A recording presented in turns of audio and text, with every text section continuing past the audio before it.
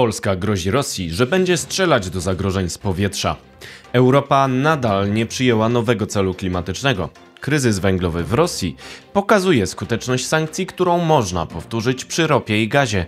Jest 23 września 2025 roku, nazywam się Wojciech Jakubik, a to jest codzienny przegląd informacji z sektora energetycznego i paliwowego Energy Drink. Zapraszam.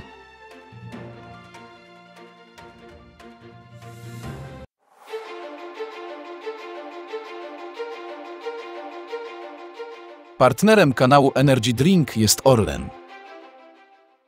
Zaczynamy jak zawsze od informacji dnia. Kryzys węglowy w Rosji pokazuje skuteczność sankcji. Sankcje mogą działać skutecznie. Sektor węglowy w Rosji notuje depresję od czasu wprowadzenia pełnego embargo na dostawy węgla z tego kraju na zachód. Podobny proces jest możliwy do powtórzenia na rynku gazu i ropy. Media rosyjskie przyznają, że sektor węgla w Rosji znalazł się w kryzysie.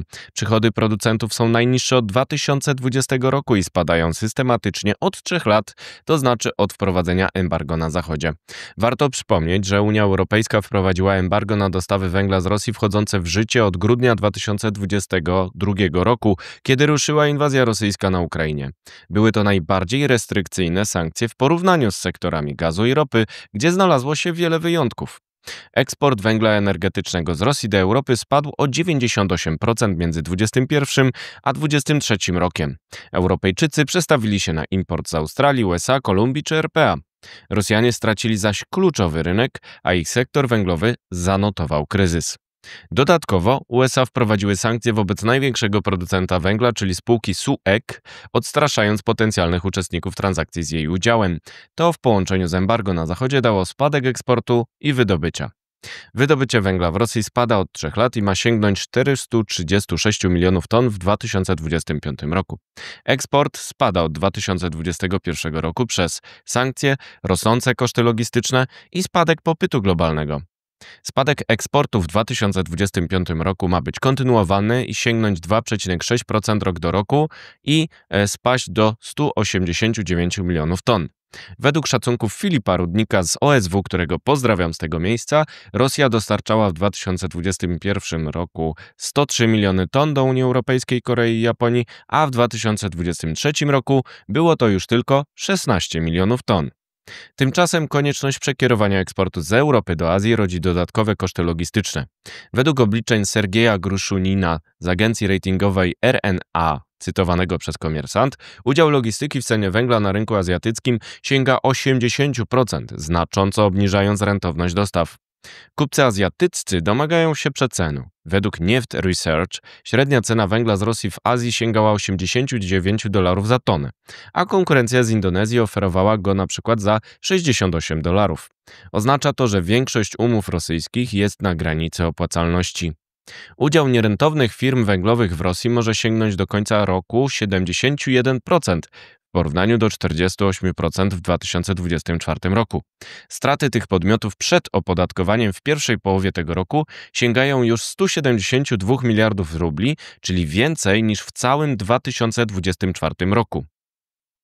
Według Neft Research, cytowanego przez Komiersant, przychody sektora węglowego w Rosji w 2025 roku mogą spaść o 12% do 1,55 biliona rubli i będą najniższe od pandemicznego 2020 roku. Neft Research szacuje ponadto, że cena węgla utrzyma się na poziomie pandemicznym w nadchodzących 2-3 latach, utrzymując dodatkową presję na spadek przychodów sektora węglowego w Rosji. Embargo Unii Europejskiej, ograniczenie dostaw do azjatyckich sojuszników Zachodu i sankcje USA spowodowały depresję sektora węglowego w Rosji. Podobne restrykcje w sektorze gazu i ropy mogą odnieść analogiczny efekt. USA i Unia Europejska miały dojść do porozumienia w sprawie nowych, skoordynowanych sankcji wobec Rosji. Mają odzwierciedlać 19. pakiet restrykcji do przedstawienia przez Komisję Europejską. Według doniesień medialnych ma się w nim znaleźć embargo na dostawę LNG z Rosji od końca 2026 roku, ograniczenia handlowe kończące dostawę ropy przez ropociąg Przyjaźń do ostatnich klientów w Europie i nie tylko. Te sankcje mają zawierać także zakaz transakcji z udziałem spółek Rosneft oraz Gazpromneft, a także listę podmiotów z krajów trzecich pomagających Rosjanom omijać sankcje. Jeżeli sankcje gazowe i naftowe będą uszczelniane wzorem węglowych, może się okazać, że przyniosą efekt analogiczny do widocznego kryzysu węgla w Rosji. okażą się wówczas skuteczne i zwiększą presję na zakończenie wojny na Ukrainie przez Kreml. Czas na pozostałe informacje, na początek z Polski. Zaniedbane wiatraki. Podejmowane przez Ministerstwo Klimatu i Środowiska działania dotyczące prawnych warunków dla lokalizacji i budowy farm wiatrowych nie zapewniały dynamicznego rozwoju tego rodzaju energetyki w Polsce, wskazuje Najwyższa Izba Kontroli we wnioskach po ostatniej kontroli. W ocenie NIK te opóźnienia i bariery mogą poważnie zagrozić transformacji energetycznej i dostępności taniej energii w Polsce. Prowokacja Petrobaltic.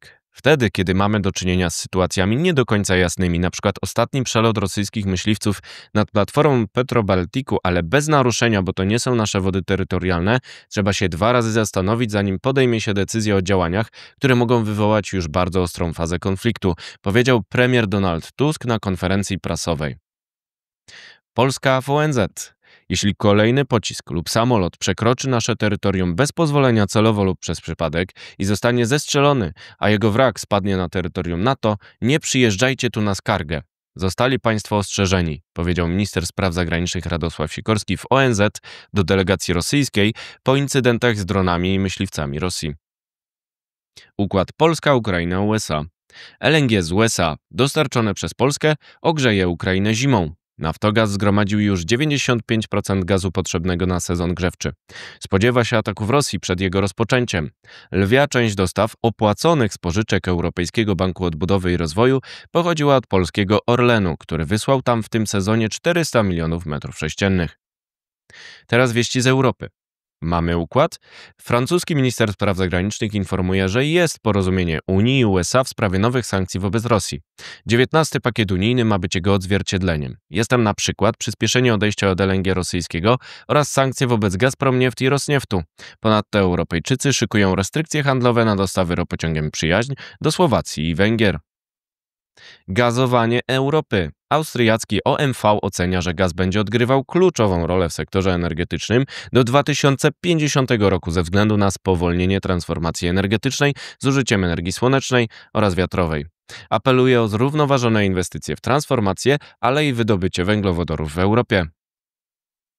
Taki mamy klimat. Unia Europejska nie przyjęła nowego celu redukcji emisji CO2 o 90% do 2040 roku na Radzie do Spraw Środowiska z 18 września.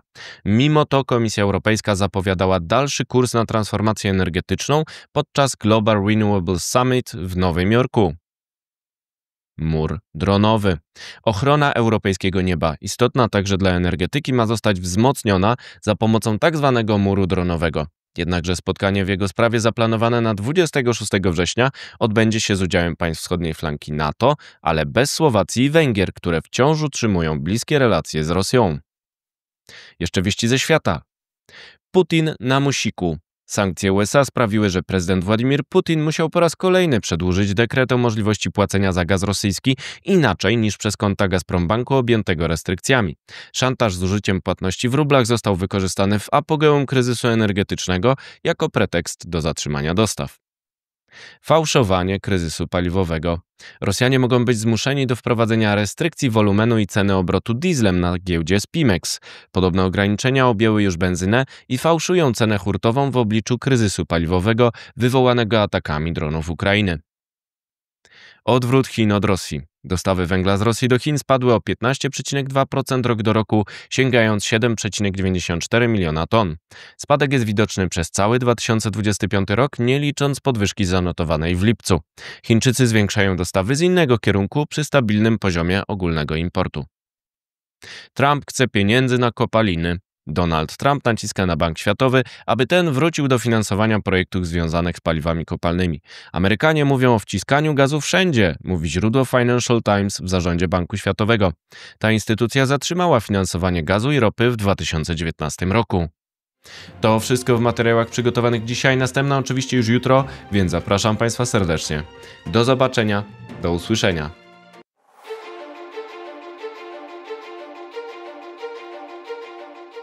Partnerem kanału Energy Drink jest Orlen.